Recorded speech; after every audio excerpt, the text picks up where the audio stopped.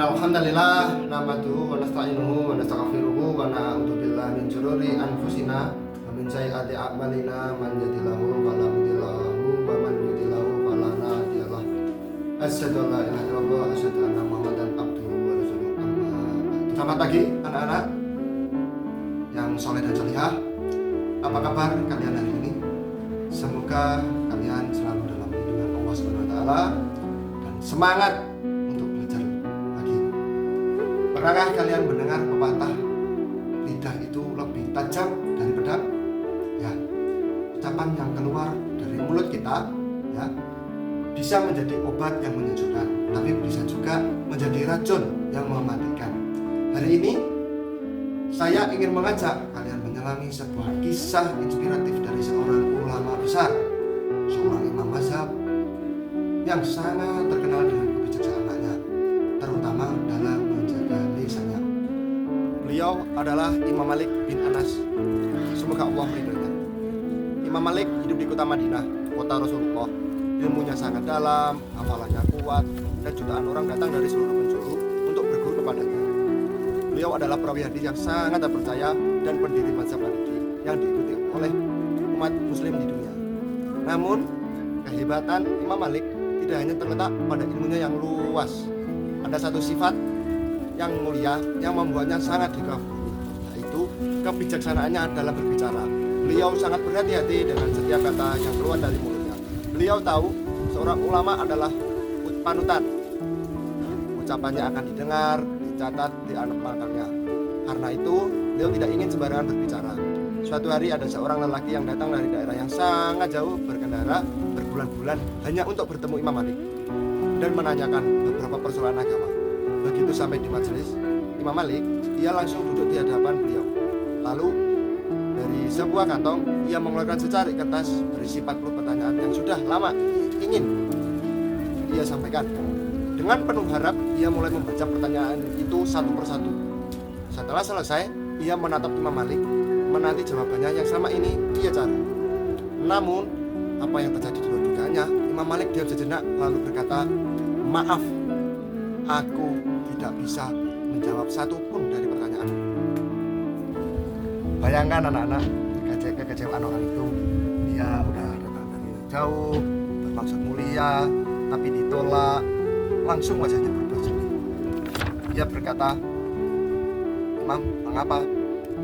Aku datang jauh-jauh hanya untuk ini. Kalau bukan kepada Imam Malik, kepada siapa lagi aku harus bertanya?" Lalu dengan bijaksana, Imam Malik menjawab, "Saudaraku, aku bukan tidak mau menjawab, tapi aku tidak memiliki ilmu yang cukup untuk menjawab pertanyaan-pertanyaan itu dengan pasti berdasarkan Al-Quran dan Sunnah. Menjawab tanpa ilmu sama dengan berbicara atas nama Allah tanpa pengetahuan. Aku takut termasuk orang-orang yang akan ditanya Allah di hari kiamat nanti. Mengapa kamu katakan tentang aku suatu hal yang tidak kamu ketahui? Karena itu lebih baik aku diam 1000 kali daripada berkata 1 kali namun aku ragu akan kebenarannya." Apa yang kemudian yang terjadi? Orang itu justru terharu sekali. Dia berkata, "Sungguh kebijaksanaanmu dalam diam ini lebih aku hargai daripada 1000 jawaban. Karena dari sini aku belajar bahwa seorang alim sejati adalah yang takut kepada Allah, bukan sekedar yang pandai berbicara." Tidak hanya kepada orang biasa kebijaksanaan Imam Malik juga ditunjukkan kepada para penguasa. Pada masa itu ada seorang gubernur Madinah yang sangat berkuasa. Suatu hari gubernur itu memanggil Imam Malik ke istananya. Sang gubernur ingin bertanya langsung tentang beberapa masalah agama. Nah, teman-teman, coba bayangkan seorang gubernur memanggil seorang ulama. Biasanya mungkin ada rasa takut, sungkan, atau ingin menyenangkan hati penguasa. Namun tidak demikian dengan Imam Malik. Ketika beliau datang, gubernur berkata, "Wahai Abu Abdillah," panggilan Imam Malik, "saya ingin engkau datang ke sini secara rutin untuk memberikan pelajaran khusus kepadaku di istana." Mendengar itu, Imam Malik menunduk sejenak lalu mengangkat kepalanya dan berkata dengan tegas namun sangat sopan, "Wahai Amir," yaitu pemimpin, "ilmu agama itu mulia. Ilmu itu bukanlah sesuatu yang datang kepada orang-orang, tetapi orang-orang yang seharusnya datang kepada ilmu.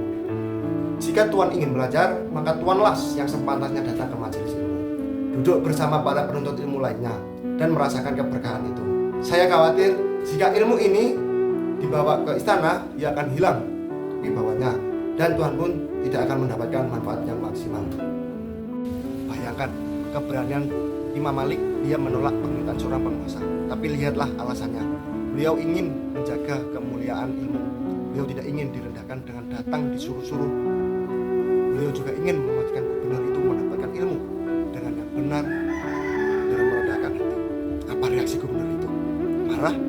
Tidak. Justru gubernur itu terkesima dengan ketegasan Imam Malik. Ia berkata, engkau benar wahai Imam. Aku yang datang kepadamu sejak hari itu, sang gubernur pun menjadi murid yang rajin datang ke majelis ilmu. Imam Malik duduk di lantai seperti murid-murid lainnya.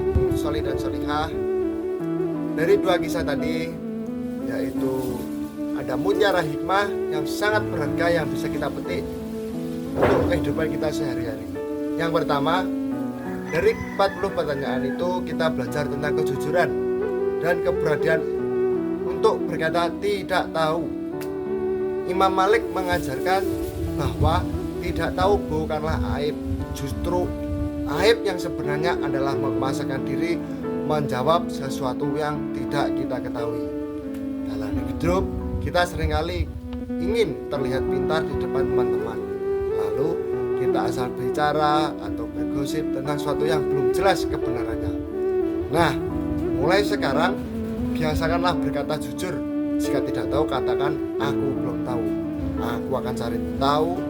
Itu lebih mulia di sisi Allah SWT. Kedua, dari kisah dengan gubernur, kita belajar tentang menjaga martabat ilmu dan ketegasan yang bijak. Imam Malik mengajarkan bahwa kebaikan harus disampaikan dengan cara yang benar. Beliau tidak latah atau takut kepada penguasa, tapi beliau juga tidak kasar.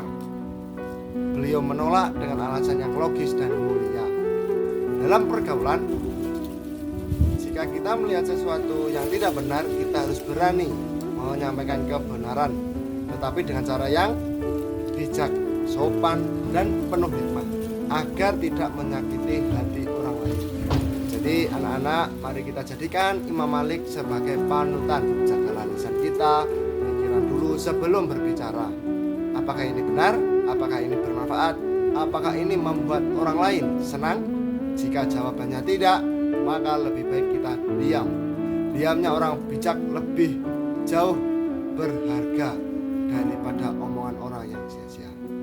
Demikianlah kisah teladan dari Imam Malik, ulama yang bijak dalam berbicara. Semoga kita semua bisa meneladani sifat-sifat beliau. Jadilah pribadi yang jujur dan luhur, berani berkata benar, dan selalu menjaga lisan. Jangan lupa sampaikan kisah ini kepada teman-teman kalian ya. Sampai jumpa di kisah inspiratif berikutnya. Wassalamualaikum warahmatullahi wabarakatuh.